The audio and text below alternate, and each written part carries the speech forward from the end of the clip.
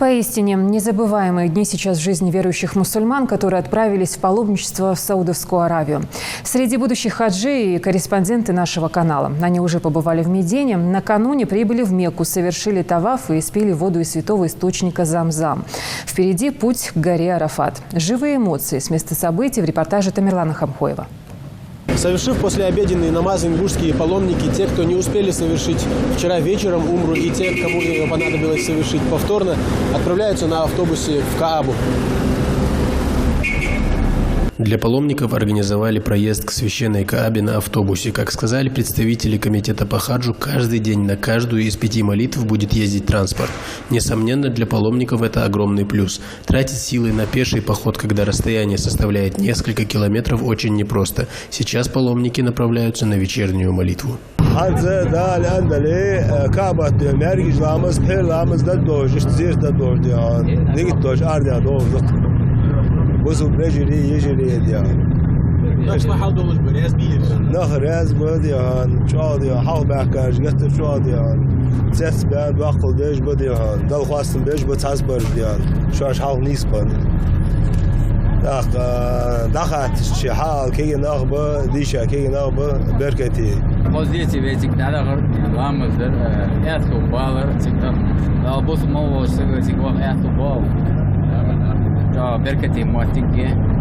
دوقا مدني ياخذ خوزا خير مهم بدل يا وشنا وولد زادم شي موضوع راجل يا مسند يا وابو ده могут мяши должен находиться. Хадж – мечта каждого мусульманина. Ежегодно прийти к осуществлению этой цели удается миллионам верующих. И с течением времени желающих посетить святые места в Саудовской Аравии становится только больше.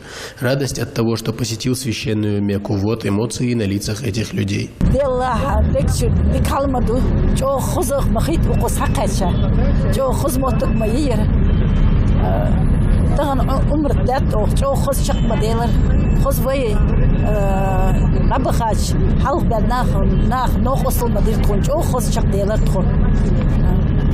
Спустя несколько минут путешествия прибываем к запретной мечети. Здесь никогда не останавливается поток людей. Одни заходят, другие выходят. И этот цикл продолжается очень долго. Вот мы и пришли к мечети Аль-Харам. Буквально через несколько метров начинается ее территория. Как мы уже говорили ранее, некоторая группа ингушских паломников уже совершила малый хадж, а те, кому необходимо было набраться сил, совершают его сейчас.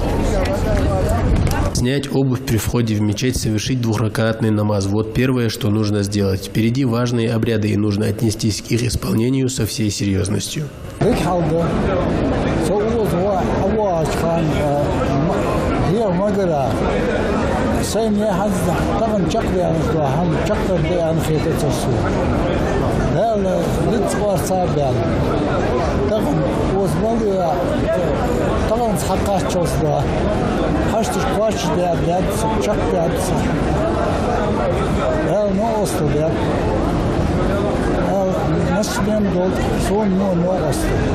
Пока выполняли желательный намаз, наступило время обязательного. На холодном мраморе ноги и спина устают очень быстро, поэтому многие принесли с собой коврики. После молитвы наши паломники направляются на таваф. Впереди руководители группы, позади замыкающие, в середине женщины. Все для того, чтобы никто не потерялся.